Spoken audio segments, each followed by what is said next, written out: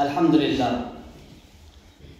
الحمد لله الذي هو أول كل شيء وبديه، ومنتهى كل شيء ووليه، وكل شيء خاشع له، وكل شيء ضارع له، وكل شيء قائم به، وكل شيء مستكين له. خشعت له الأصوات، وكلت دونه الصفات، وضلت دونه الأوهام، وحارت دونه الأحلام. والصلاة والسلام على محمد بن عبد الله الأمين.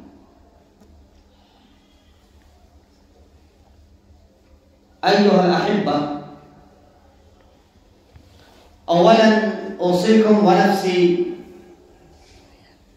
بالحب الصادق لله ولرسوله صلى الله عليه وسلم، لأننا قد جعلنا الدنيا وما فيها أحب من الله ورسوله. رغم ذلك أن الله سبحانه وتعالى يقول مصرحا موضحا في القرآن الكريم: أعوذ بالله من الشيطان الرجيم، قل إن كان آباؤكم وأبناؤكم وإخوانكم وأزواجكم وعشيرتكم وأموال اقترفتموها وتجارة تخشون كسادها ومساكن ترضونها أحب إليكم من الله ورسوله وجهاد في سبيله فتربصوا حتى يأتي الله بأمره. فإنني أوصيكم ونفسي بالمبادرة إلى الله سبحانه وتعالى وإلى كل ما جاء به النبي صلى الله عليه وسلم من عند الله، لأن الله سبحانه وتعالى أضمر ظفرنا وفلاحنا ونجاحنا في الاتباع فيما جاء به النبي صلى الله عليه وسلم، وقال آمرا: ما آتاكم الرسول فخذوه وما نهاكم عنه فانتهوا. أيها الأحبة، إنني اليوم أخاطب طلاب دار العلوم فيض محمدي خصوصا لأنهم يفهمون هذه اللغة العربية، وإننا نركز عنايتهم على رسالة محمدية مهمة قد ابتعدنا عنها وأعرضنا عنها وصرفنا أنظارنا عنها. من أجل ذلك نحن محاطون بكثير من المشاكل التي نزلت من الله سبحانه وتعالى والتي حلت بنا من الله سبحانه وتعالى.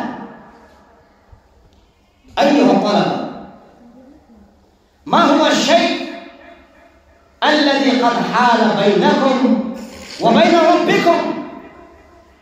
وما هو الشيء الذي قد حال بينكم وبين تحقيق آمالكم؟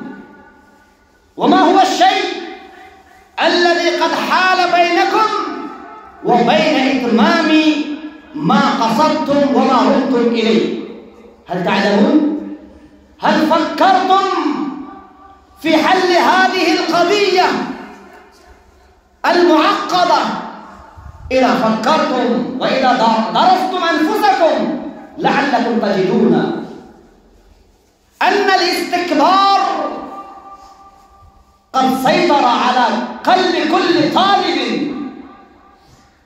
أن التكبر هو داء عضال، التكبر هو مرض مهلك يهلك كل إنسان يصيبه.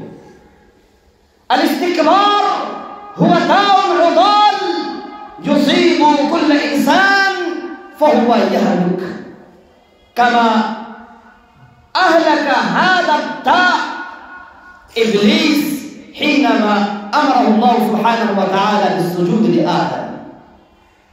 لا شك أيها الطلبة نحن نجتهد ونحن نسعى ونحن نجد ونكد ونسعى ونبادر إلى تحقيق الآمال، رغم ذلك لسنا بقادرين على تحقيق آمالنا، لسنا قادرين على إنماء ما أمل آباؤنا وما حلمت أمهاتنا. لماذا؟ لأننا قد محاطين بالاستكبار. فإنني أوصيكم أيها الطلبة، عليكم أن تدفعوا عن أنفسكم رداء الاستكبار،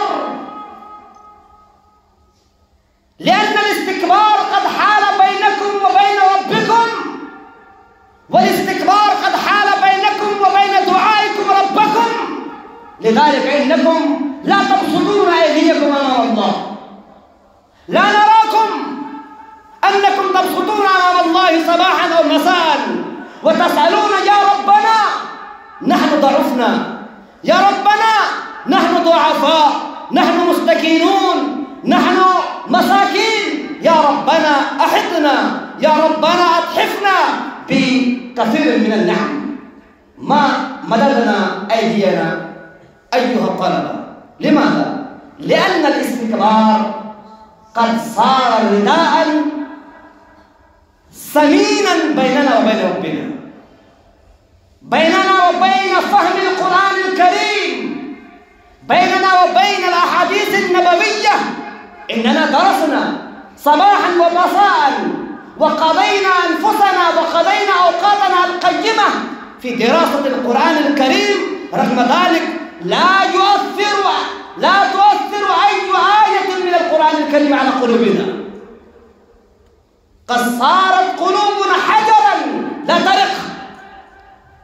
فكيف ينصرنا الله سبحانه وتعالى؟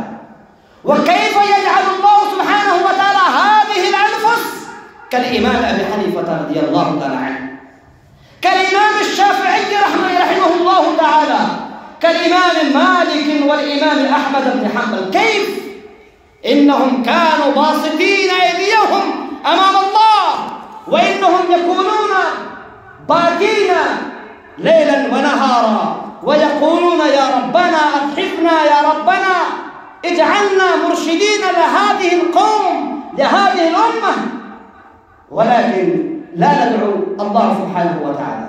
فكيف يجعلنا كالإمام أبي الحسن علي الحسن الندوي؟ فيا أيها الطلبة، إنني أسألكم وأركز عنايتكم على أن ترفعوا عن أنفسكم رداء الاستكبار إن أردتم أن تصبروا وإن أردتم أن تفلحوا. أستغفر الله ولكم ولسائر المسلمين كل ذنب فاستغفروه إنه هو الغفور.